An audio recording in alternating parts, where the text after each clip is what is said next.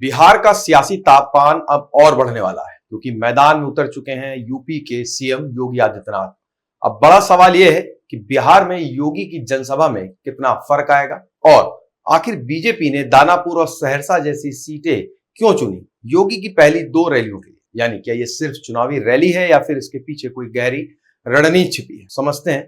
बने रहिए हमारे साथ। बिहार विधानसभा चुनाव में आज योगी आदित्यनाथ की एंट्री हो गई है। सीएम योगी आज दो चुनावी जनसभाएं करेंगे, पहली पटना के दानापुर में, वहीं दूसरी सहरसा में। दानापुर में वे बीजेपी प्रत्याशी रामकृपाल यादव के समर्थन में बोलेंगे, तो वहीं सहरसा में डॉक्टर आलोक रंजन के लिए। अब ये दोनों जगह इतनी खास क्यों है, तो चलिए एक एक करके समझते हैं। सीएम योगी की पहली जनसभा के लिए दानापुर को क्यों चुना गया। दानापुर की सीट बीजेपी के लिए प्रतिष्ठा की तरह है। यहाँ रामकृपाल यादव, जो कभी लालू यादव के बहुत करीबी रहे, अब बीजेपी से मैदान में है और उनके सामने है बाहुबली छवि वाले रीतिलाल यादव।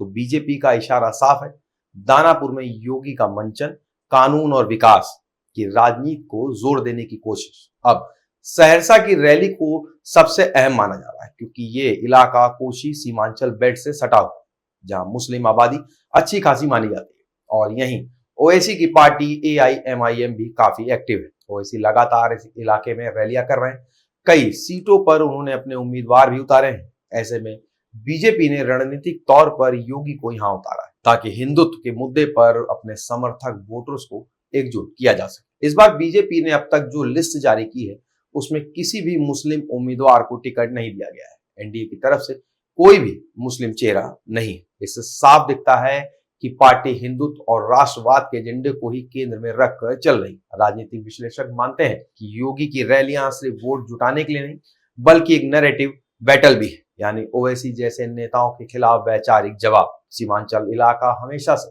बिहार की राजनीति में टर्निंग पॉइंट माना जाता है।